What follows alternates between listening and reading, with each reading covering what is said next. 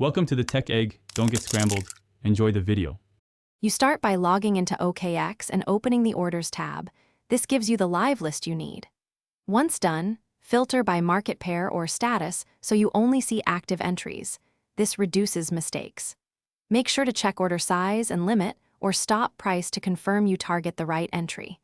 If you use multiple accounts or sub-accounts, confirm the selected account matches where the order was placed before you proceed to cancel.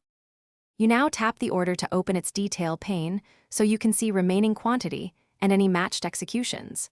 Then press cancel for a single order or cancel all to remove multiple orders in that market. OKX shows a confirmation prompt. When you confirm, the platform sends the cancel request to the matching engine. This may take a moment, especially in volatile markets, so watch for status changing to canceled or partially canceled and refresh if needed. You finish by verifying the cancel. Refresh the orders list and inspect trade history to ensure no new fills appeared as you canceled. If funds aren't released or the order still shows active, check open positions and wallet balances. Sometimes partial fills lock remaining amounts. If the order appears stuck, copy the order ID and timestamp, then contact OKX support.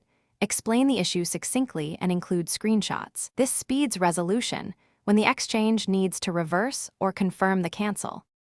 Thanks for watching. Consider subscribing if I helped unscramble your problems.